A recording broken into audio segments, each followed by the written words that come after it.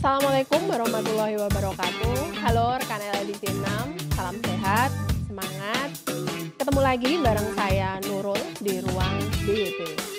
Seperti episode yang sebelumnya, di Ruang DYP ini kita akan berbincang-bincang ringan tentang segala sesuatu di pendidikan tinggi, isu-isu terkini, dan juga kebijakan-kebijakan yang ada di pendidikan tinggi.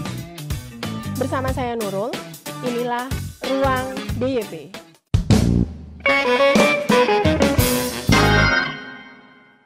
Baik, rekan LLDT 6 telah hadir di tengah-tengah kita. Siapa lagi? Tak lain dan tak bukan adalah Prof. DYP. Bagaimana Prof kabarnya hari ini? Alhamdulillah sehat, baik Mbak Nurul. Terima kasih bisa hadir kembali dalam ruang kita bersama. Ini nyelani di sela-sela kesibukan Prof. DYP karena begitu padatnya aktivitas daring Prof. DYP hampir setiap hari ya Prof. Kita akhirnya bisa ketemu lagi untuk ngobrol-ngobrol ringan nih Prof. Pada kesempatan kali ini nih Prof, kita mau ngobrol tentang dosen penggerak. Nah, dosen penggerak ini dicetuskan oleh Mas Menteri yang merupakan paradigma awal itu dosen yang menggurui. Nah, kalau paradigma awal dosen menggurui, nah Mas Menteri mencetuskan dosen itu sekarang harus dosen yang bisa memfasilitasi mahasiswa, bisa memancing mahasiswa untuk selalu berpikir kreatif, punya inisiatif, dan punya trik-trik metode dalam hal pembelajaran. Nah, menurut Prof. DYP sendiri nih, pandangan dosen penggerak itu seperti apa, Prof? Baik, terima kasih Mbak Nurul. Pilihan topik yang sangat menarik sekaligus aktual karena dosen penggerak merupakan salah satu komponen implementasi dari kebijakan Merdeka Belajar Kampus Merdeka. Dalam pandangan saya, dosen penggerak adalah sebuah keniscayaan. Dosen penggerak adalah sebuah keharusan karena keberadaan dosen di perguruan tinggi adalah memfasilitasi mahasiswa untuk mengembangkan potensinya, untuk membekali, menguatkan kompetensi-kompetensinya yang nanti dijadikan penguat, dijadikan modal di dalam kompetisi memasuki dunia kerja. Saya pikir visi dan misi dosen memfasilitasi mahasiswa untuk mengembangkan kompetensinya, ini sudah ada pada setiap dosen. Nah, persoalannya adalah ruang gerak dosen untuk mengaktualisasikan, untuk berkreasi, memfasilitasi mahasiswa ini yang mungkin dengan kebijakan ini menjadi lebih dibuka secara lebar dengan dihargai secara lebih proporsional, terutama SKS-nya. Kalau dulu kan ruang geraknya terbatas pada ruang gerak pembelajaran, ya, yang harga SKS-nya masih jam belajar. Maka itu dengan konsep jam belajar dirubah definisinya menjadi jam kegiatan, sehingga ruang gerak dosen sebagai penggerak tidak hanya dibatasi pada ruang kuliah saja, tetapi ruang-ruang kegiatan lain yang itu meningkatkan kompetensi mahasiswa. Saya kira persoalannya memang tinggal di sini ini, penguatan, implementasi, memanfaatkan peluang-peluang untuk menjadi dosen penggerak. Itu pandangan saya. Itu tadi pandangan dari Prof. DYP ya tentang dosen penggerak. Nah, kalau menurut Prof. DYP nih, apakah Prof. DYP punya sosok dosen penggerak yang menurut Prof. DYP itu menggambarkan dia adalah sosok dosen penggerak? Ya, dari saya berproses, saya berinteraksi, ada beberapa sebenarnya yang sudah mengimplementasikan ini juga baik secara personal, berprestasi, bereputasi, dan ini selalu saya sampaikan sebagai salah satu komparasi keunggulan. Salah satunya adalah di samping produktif, karya ilmiahnya sangat dicintai oleh mahasiswanya, dan dalam catatan kami ini yang selalu saya jadikan sebagai motivasi kepada dosen yang lain, terutama keluhan-keluhan teman-teman dosen itu adalah pada saat akan berproses meningkatkan jabatan fungsional profesor. Itu hampir Ya, semuanya mengeluh selalu, dan pasti. ada yang sampai dikembalikan 11 kali. Ada yang Rekor sampai itu. 5 kali. Nah ini ada satu dosen yang begitu mengajukan tidak pernah dikembalikan. Luar Ini biasa sekali. Dari Universitas ke LLDikti Iya, mulus mulus. tidak dikembalikan. Iya. Dari LLDikti ke SDID waktu itu juga tidak Langsung. dikembalikan. Barangkali sosok ini juga bisa kita hadirkan kalau bisa dikontak, kalau bisa memungkinkan. Ini mungkin sebagai komunikasi awal untuk memotivasi kita semua. Saya punya pandangan ini. Itu baik. namanya adalah Profesor Intias Utami dari UKSW. Luar biasa sekali Prof. Memang itulah sosok Prof. Tias. Ini kebetulan kita sudah menghadirkan, sudah kontak dengan Prof. Intias Utami. Ini sudah terhubung dengan Prof. Intias. Oh syukur kalau Ya. sudah bisa kontak ya. Oke. Halo Prof. Tias, bagaimana kabarnya hari ini? Halo Mbak Nurul, halo Hey. Prof. Romo Prof DYP. Sehat ya Bu? Sehat. Ini tetap ngeres Iya di tengah sehat, pandemi ya? puji Tuhan, alhamdulillah. Gimana ini Prof. Uut, ini apa aktivitas Prof. Uut di masa pandemi ini, dan juga ini tadi kita sedang ngobrol dengan Prof. DYP terkait dengan dosen penggerak. Mungkin kita bisa sharing dan juga Bu Uut bisa menceritakan aktivitasnya apa aja nih. Kita mau kepo nih sama Prof. Uut nih. Gimana Prof? Yang pertama, aktivitasnya daring dari telinga kiri ke telinga kanan, ya. Dari satu layar ke layar yang lain. Iya. Iya, jadi satu, dosen itu di tempat kami sekarang full daring, Romo Prof. Saya ngaturinnya Romo Prof, jadi saya dipanggilnya Mbak Uut saja ya. Panggilnya Oke. Mbak Uut ya. Oke, kita panggilnya Mbak Uut. Biar awet muda. Oh, biar iya. awet muda. Oke, Mbak Ut. Ya, baik. Terima kasih. Baik. Di tempat kami kuliah karena daring, mahasiswa kami satu Indonesia itu semua pulau ada, UKSW terkenal dengan Indonesia Mini. Maka kalau kuliah pagi, kita awali dengan ngopi pagi. Jadi kuliah dibuat tidak monoton, kuliah dibuat lebih interaktif, Iya. tidak hanya menyajikan PowerPoint.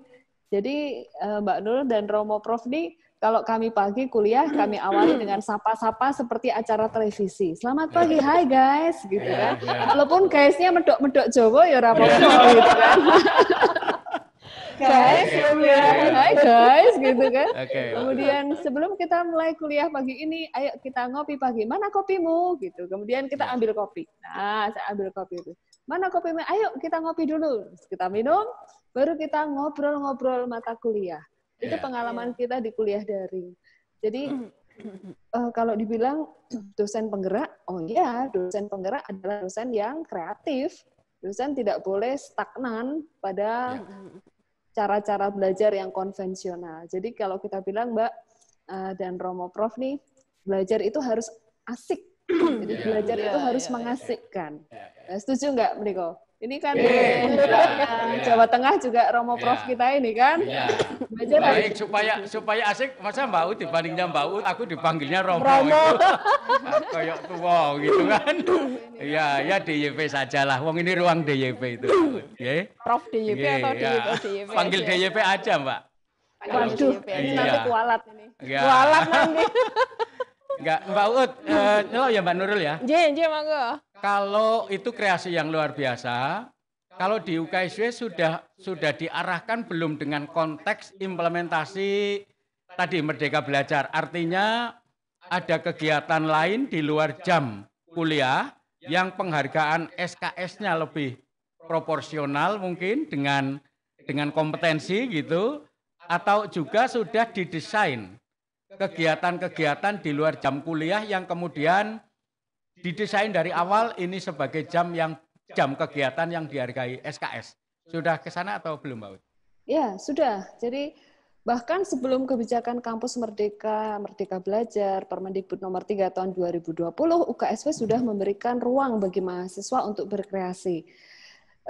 Hal yang memicunya adalah waktu peluncuran IAPS 4.0, ada satu komponen integrasi pengabdian masyarakat dalam pembelajaran. Nah, di situ ada satu poin bagaimana mengemas mata kuliah yang terintegrasi dengan kegiatan pengabdian masyarakat. Kami melakukan kegiatan dengan melibatkan kelas. Jadi mata kuliah tertentu, satu semester kita ada 5 kelas. Saya cerita yang prodi kami yang akuntansi. Mata kuliah untuk 5 mata kuliah ini, separuh kami berikan di kelas, waktu kemarin masih tatap muka aja. Kemudian separuh itu mahasiswa turun lapangan, mendampingi UKM, BUMDes, Badan Usaha Milik Desa, koperasi, kemudian juga entitas bisnis lain, misalnya yayasan, gereja, koperasi gitu ya, untuk mengaplikasikan teori yang sudah diterima selama 6 kali tatap muka, mereka turun lapangan untuk melakukan pengabdian masyarakat. Nah, hasil dari kegiatan pengabdian masyarakat, pada akhir semester kami pamerkan dalam bentuk expo pengabdian masyarakat. Jadi mata kuliahnya dapat, nilainya juga tidak nilai konvensional, harus PowerPoint semacam itu. Justru mereka membuat video bagaimana proses yang mereka lakukan. Contohnya saja ngaten. Ada satu badan usaha milik desa yang tidak memiliki rencana pembangunan jangka pendek atau tidak punya model bagaimana membuat rencana jangka pendek. Maka mahasiswa mendampingi proses penyusunan rencana tersebut. Ada satu UKM, kafe, tidak bisa menghitung pajak restoran, atau kesulitan melakukan pelaporan pajak. Mahasiswa mendampingi, kelompok mahasiswa mendampingi dengan membantu bagaimana cara pelaporan pajak. Dan setiap kelompok itu didampingi oleh dosen. Nah, dosen inilah yang bisa berperan sebagai dosen penggerak. Jadi tidak hanya menyuruh mahasiswa, tetapi dosen juga aktif terlibat di dalam pengabdian masyarakat. Keuntungannya satu, mahasiswa tentu saja menguasai skill ya secara langsung permasalahan. Yang kedua, dosen juga mendapatkan manfaat. Tadi kalau saya disampaikan saya termasuk lancar dalam pengurusan jabatan fungsional, ya alhamdulillah, karena waktu itu kami turun lapangan dan laporannya juga bisa dipakai untuk dosen melakukan pelaporan pengabdian masyarakat. Begitu. Oke, bagus sekali,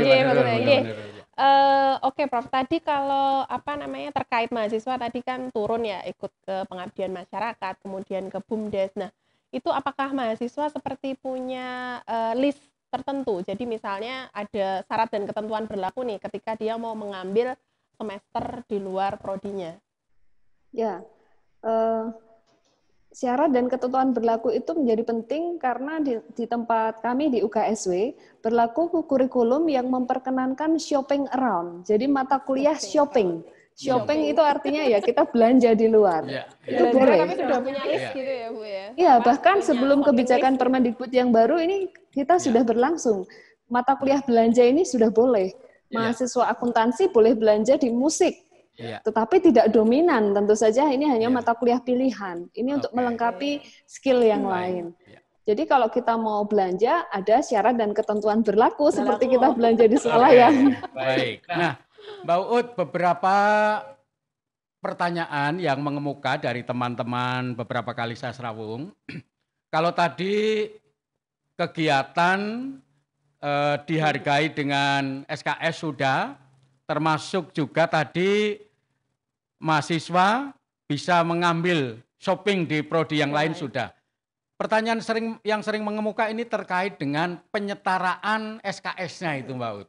Mungkin ada pengalaman empiris di sana yang bisa di-sharingkan ke teman-teman. Bagaimana di UKSW ini menghargai atau menyetarakan kegiatan-kegiatan itu dengan dihargai SKS yang lebih representatif dan proporsional. Kemarin kan memang belum diatur ya, itu jam kegiatan bisa jam kuliah, tapi UKSW sudah ke sana atau belum kemarin itu, seperti itu? Ya, kami memang sudah menghargai kegiatan tersebut embedded dalam mata kuliah tersebut. Jadi 3 SKS untuk kegiatan mata kuliah tatap muka itu bukan berarti kami harus tatap muka, tapi kami sudah menghargai dalam bentuk kegiatan.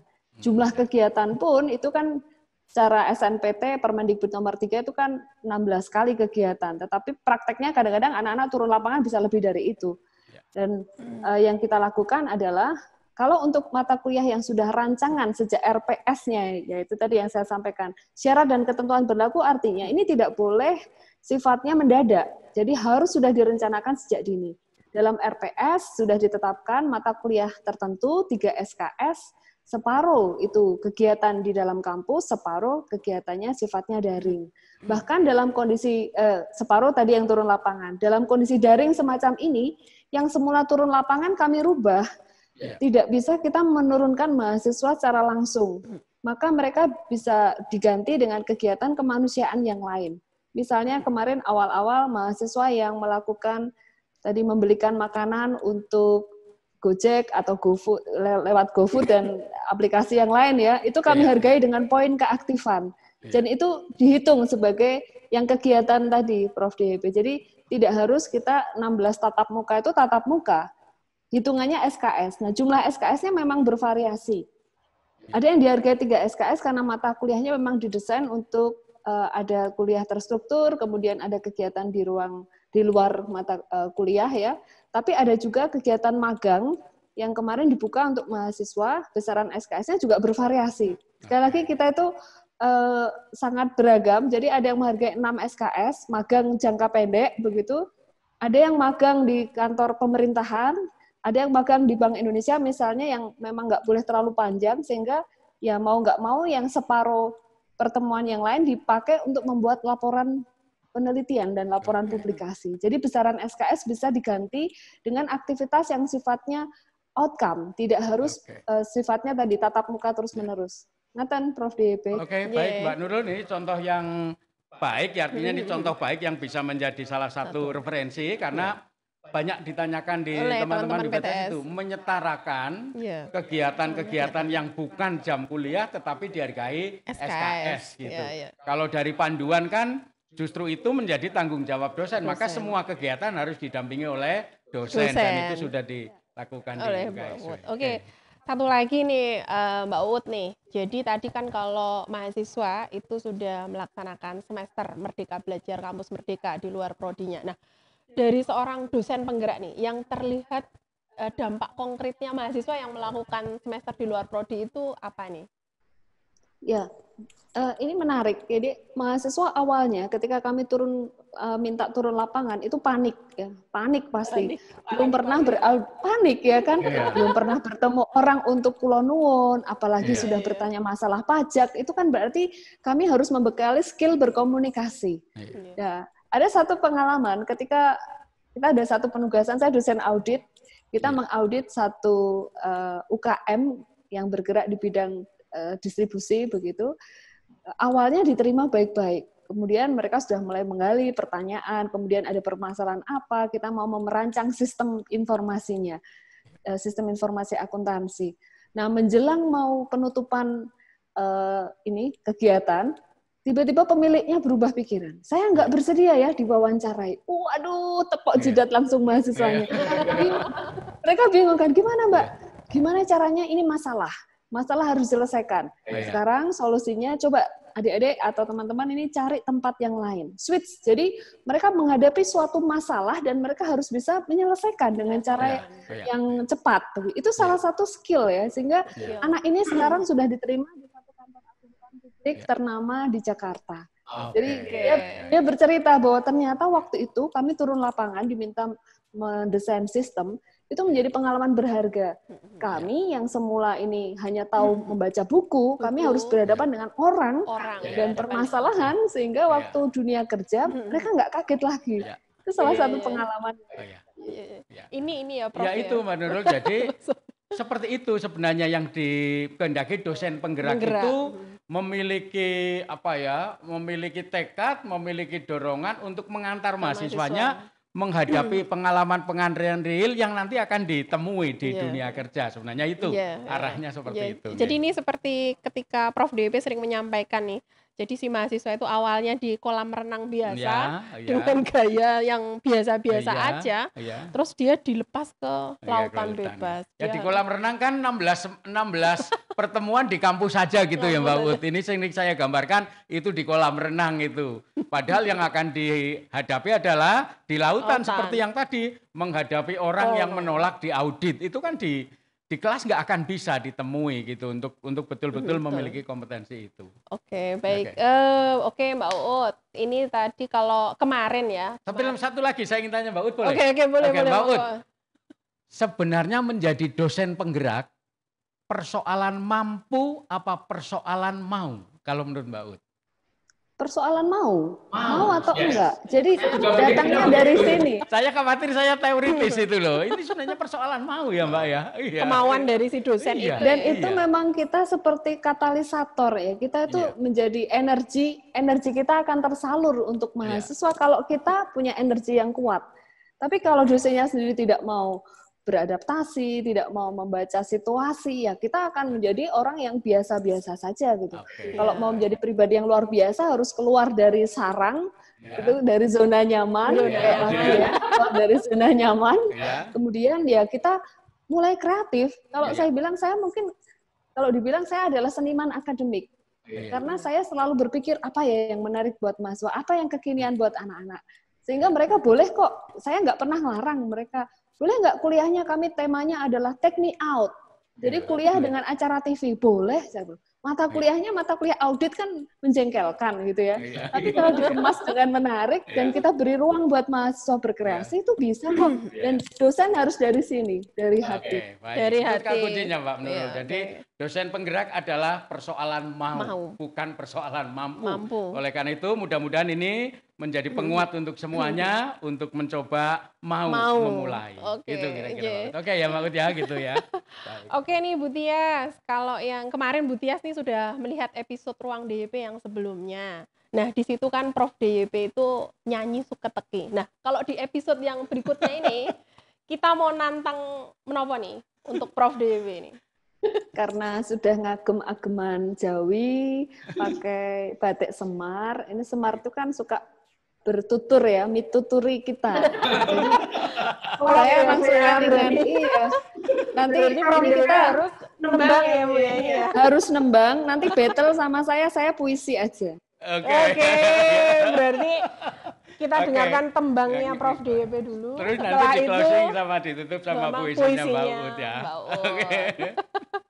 Oke, monggo Prof DYP. Gimana Mbak Ut? Nembang apa Mbak Ut?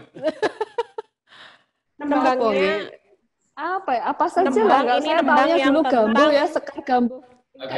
Zaman sekolah, tapi saya manut aja nih. Ya, baik Mbak Ut. Ini gantian. Ya, kalau yang kan, ini kan karena kita topiknya tentang dosen penggerak nih Mbak Ut, dan juga tentang keilmuan. Jadi ini nanti Prof DYP biar nembang yang bersifat keilmuan. Di situ ada pitutur tentang keilmuan dan pengajaran.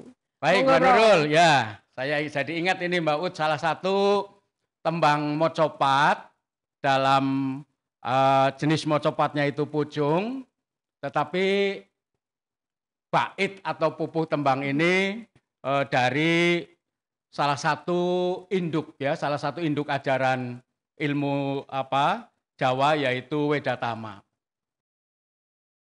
Tembangnya pucung yang menggambarkan bahwa sesuai diskusi kita, ilmu itu akan bermakna sebenarnya kalau diamalkan gitu. Nah, dosen penggerak adalah sebenarnya dosen yang mengamalkan ilmunya. Oke, saya coba ya Mbak Ut ya.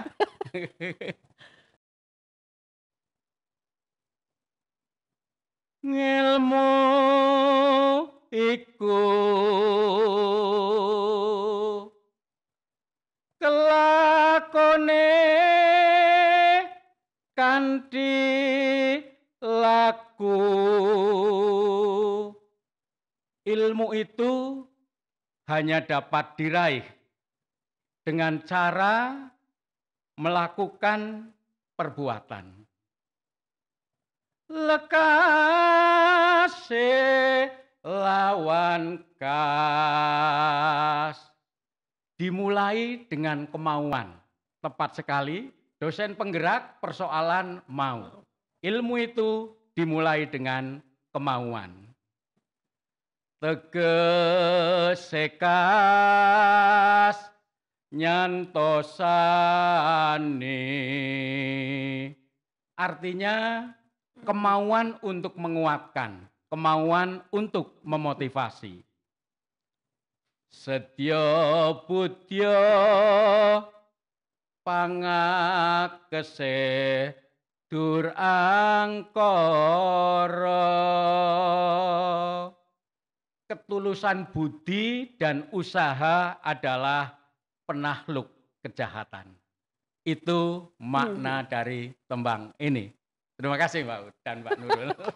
Luar biasa sekali. Luar biasa, keren. Oke, sekarang gantian nih Mbak Uut. Tadi katanya mau baca puisi. Monggo silahkan, puisinya seperti apa? Waduh, ini saya langsung ke Banteng ini, Mbak. Iya, mohon izin ya, Prof DP, Mbak Nurul. Ini saya mau menyapa teman-teman dosen ya. Selamat pagi para tuan puan mulia, para dosen penggerak karya. Marilah kita jumput impian di negeri tercinta. Takarlah, persembahkan untuk dunia yang luar biasa. Jadikan semua mahasiswa rekan kerja. Tawarkan udara merdeka untuk semakin bercahaya, siap mengarungi samudra. Terima kasih. Semoga ini berkenan dan jadi semangat buat kita semua. Oke, baik. Terima kasih Prof Uut. Terima kasih atas bincang-bincang ringannya Prof Uut. Jadi ini nanti semoga dapat menginspirasi rekan LLDT 6. Tetap semangat Prof Uut. Tetap berkarya. Oke, dadah Prof Uut, kita ketemu lagi. Terima kasih Mbak Uut.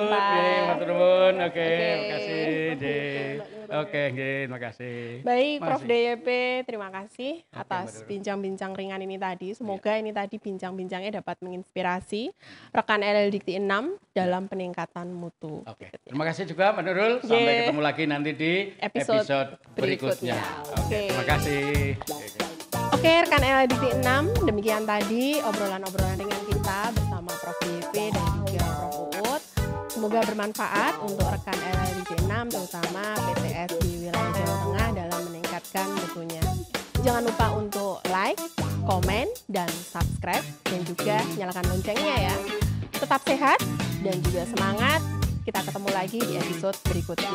Assalamualaikum warahmatullahi wabarakatuh.